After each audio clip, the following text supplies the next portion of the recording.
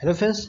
आज की ये वीडियो जो है नॉन टेक की होने वाली है और पहला जो हमारा सब्जेक्ट है वो पॉलिटी होने वाला है। पॉलिटी के सब्जेक्ट की जितने भी एग्जाम के पॉइंट ऑफ से जितनी भी चीज़ें इंपॉर्टेंट है सारी चीज़ों को हम लोग पढ़ेंगे।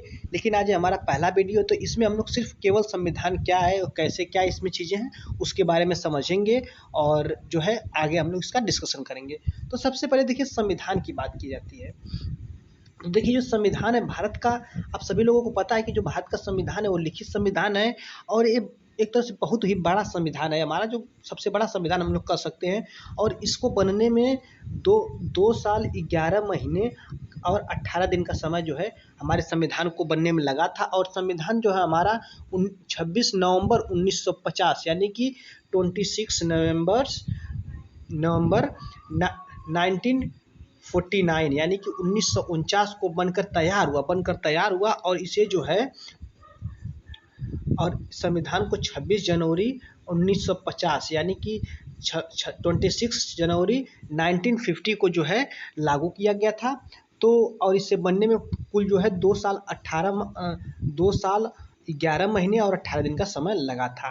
तो अब हम इसकी बात करेंगे संविधान है। संविधान है क्या? तो देखिए संविधान जो है वो एक अधिकार पत्र है। अधिकार पत्र का मतलब कि यह जो हमारा राज्य यानी कि जो देश है, जो सरकार है और जो व्यक्ति है, इन सबको अधिकार प्रदान करता है। तो इन सब के बारे में हमें अधिकार प्रदान करता है कि किसी भी राज्य को मतलब देश को चलाने के लिए और उसके लोगों को कैसे हैंडल किया जाए, इन सारी चीज़ों का जो हमारे पास अधिकार है, समानता का अधिकार है और स्वतंत्रता का अधिकार, इन सारी चीज़ों का अधिकार जो है हमारा संविधान ही हमें जो है अधिकार देता है। यानी कि हम लोग कह सकते हैं कि संविधान अधिकारों का एक लेखा पत्र है। तो अब देखिए राज्य, तो इसमें संविधान में राज्य पहला चीज़ आता है। तो राज्य क्या है? राज्य देखिए अमूर्त संस्था। अमूर्त संस्था का मतलब कि और जो सरकार है अमूर्त संस्था। तो सबसे पहले हम समझते हैं अमूर्त और मूर्त। देखिए अगर कोई भी विवाद होता है, कोई भी चीज़ें होती हैं तो हम किसी राज्य के पास नहीं जाते, हम सीधे सीधे सरकार के पास जाते हैं। यानी कि अगर संविधान का मूर्त रूप देखा जाए तो संविधान का मूर्त रूप हमारी सरकार है। तो सरकार से ही हम अपने अधिकारों की मांग करते हैं, न कि किसी राज्य से। तो अब देखिए तो राज्य यानी कि राज्य, यहाँ पे राज्य जो शब्द होता है ये किसी राज्य से नहीं देश से होता है। तो देश मतलब कोई भी देश है तो उसके लिए क्या क्या होना जरूरी है? किसी को देश कहलाने के लिए सबसे पहले उसका निश्चित भूभाग होना चाहिए।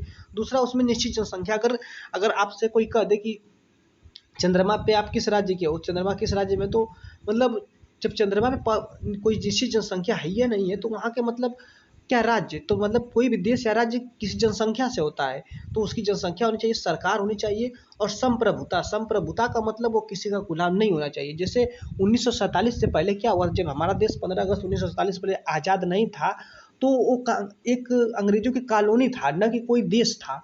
तो संप्रभुता का मतलब किसी का गुलाम नहीं होना चाहिए। और अब बात करें सरकार, तो देखिए सरकार क्या है? सरकार को जो है संविधान जो है सरकार को मतलब अधिकार प्रदान करता है कि उसका और सरकार का दायित्व और सरकार को निर्देश देता है, दायित्व देता है कि आप जो है इस व्यक्ति के संपूर्ण विकास के लिए काम करें। यानी सब मिला जुला कर अगर हम संविधान में बात करें तो तीन ही चीज़ हमें देखने को मिलेंगी, राज्य, सरकार और व्यक्ति। इन्हीं तीनों पे हमारा पूरा संविधान बेस्ड है। तो अब देखिए यहाँ पे है कि देखिए बात करें कि 1947, देखिए जो भारत का अंतिम वायसराय थे श्री राजगोपालचारी थे। इसी पद को जो है बाद में राष्ट्रपति में बदल दिया गया। श्री राजगोपालचारी बहुत बार पूछा जाता है तो इसको हमने यहाँ पर नोट कर लिया। आगे इसके बारे में हम और भी चर्चा डिस्कशन करने वाले हैं नेक्स्ट वीडियो में। तो देखिए अब बात कर लें सरकार या संघ, जिसे हम लोग बोलते हैं यूनियन, संघ। तो देखिए संघ क्या होता है?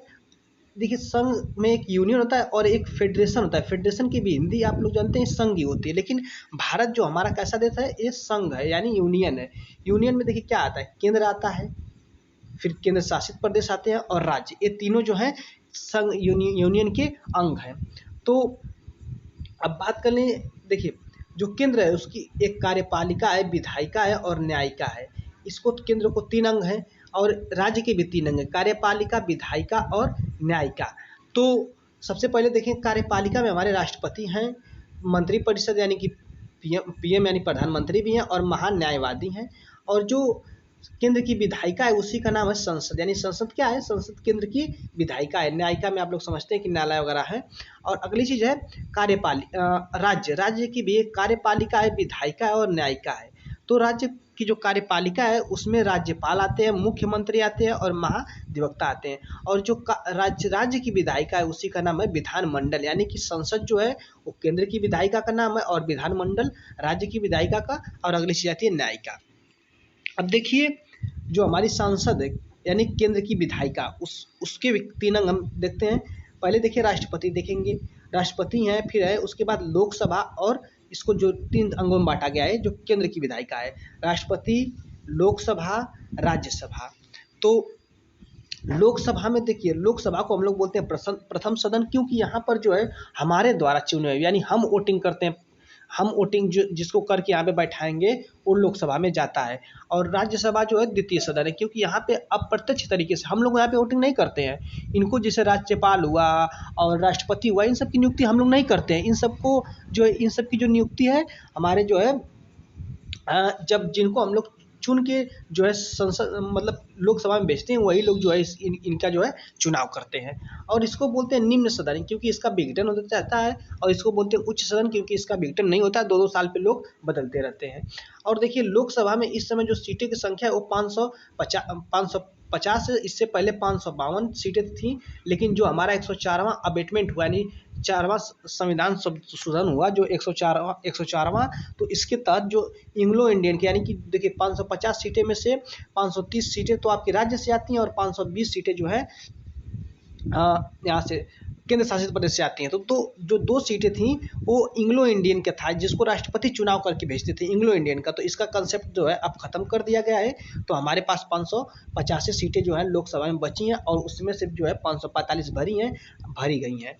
आगे राज्यसभा की बात कर लें तो इसे द्वितीय सदन कहते हैं, और यह उच्च सदन है क्योंकि इसका विघटन नहीं होता है। और इसमें जो है 250 सीटें हैं, जिनमें से यूपी से जो 31 सीटें आती हैं, और लोकसभा में जो यूपी से 80 सीटें आती हैं। यहाँ पे 0 रहना चाहिए, तो यहाँ पे 0 मिस छूट गया है, तो यहाँ पे 80 सीटें होती हैं। लोकसभा में यूपी से 80 सीटें आती हैं, और राज्यसभा में यूपी से 31 सीटें आती हैं।